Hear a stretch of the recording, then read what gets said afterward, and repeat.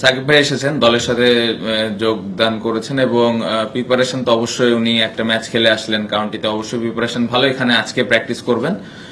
আর উইকেটের ব্যাপারে যতটুকু দেখে বুঝেছি ভালো একটা উইকেটই হবে। খুব বেশি স্পিন বা পেস বোলিং এটা নিয়ে কথা বলতে চাই না।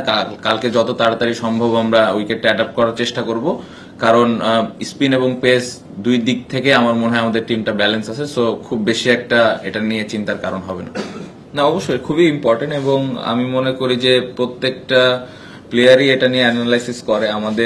যখন আমরা আমাদের দেশে প্র্যাকটিস করি তখন এই বিষয়গুলো নিয়ে কথা হয় এবং কি ধরনের চ্যালেঞ্জ আসতে পারে বা আমরা কি ধরনের চ্যালেঞ্জ তাদেরকে দিতে পারি, এই বিষয়গুলো নিয়ে তো অবশ্যই প্র্যাকটিস হয় এবং সবার ওই আইডিয়াটা থাকে সবসময়। না, আমরা তো একটা ভালো সিরিজ শেষ করে আসলাম এবং আমার মনে হয় যে আমাদের যেই সেট আপটা আছে খুব ভালো অবস্থানে আছে। টপ অর্ডাররা রান করেনি, সাদমান একটা ভালো ইনিংস খেলেছে, জাকিরের একটা ছোট ভালো ইনিংস ছিল, বাট যে যে জায়গায় ব্যাটিং করছে আমার মনে হয় মুশফিক ভাই অনেকদিন ধরে ওই জায়গায় ব্যাটিং করছে এবং ভালো করছে, লিটন, মিরাজ। তো খুব বেশি একটা এটা নিয়ে চেঞ্জ করার প্রয়োজন আমার কাছে মনে হয় না আছে, কারণ ওপরে যে চারটা ব্যাটসম্যান আছে তারা ক্যাপেবল ওইখানে ভালো করার। না, চ্যালেঞ্জ তো থাকবে। আমার মনে হয় যে আমরা যখন বাংলাদেশে প্র্যাকটিস করেছি আমরা এসজি বলে প্র্যাকটিস করেছি, এখানে আসার পরে এসজি বলে বেশ কয়েকটা সেশন হয়েছে। সো মোটামুটি খুব ভালোভাবে অ্যাডজাস্ট আমার মনে হয় প্রত্যেকটা ব্যাটসম্যান করে ফেলেছে। তাদের ভালো বোলিং অ্যাটাক, অবশ্যই চ্যালেঞ্জ থাকবে, বাট এটা নেওয়ার জন্য আমার মনে হয় সবাই প্রস্তুত। আর আসলে বল নিয়ে খুব বেশি মাথা ঘামানোর প্রয়োজন আমার কাছে মনে হয় না, কারণ সবাই ইন্টারন্যাশনাল অনেকদিন ধরে খেলছে, এই ধরনের জিনিসগুলো অ্যাডাপ্ট করার অ্যাবিলিটি সবারই আছে।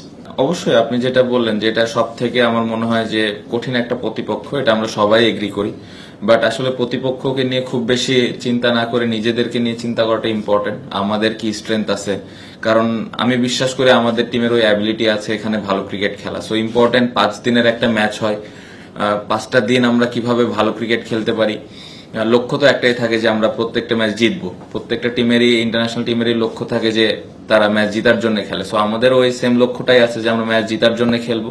জিতার জন্য যে জিনিসগুলো করা প্রয়োজন ওই জিনিসগুলো আমরা জাস্ট করব। এবং আসলে রেজাল্ট নিয়ে যদি বলেন, ডে 5-এ লাস্ট সেশনে যে আমাদের রেজাল্ট নিয়ে চিন্তা, সো তার আগ পর্যন্ত আমরা জাস্ট চেষ্টা করব যে আমাদের স্ট্রেংথ অনুযায়ী খেলা।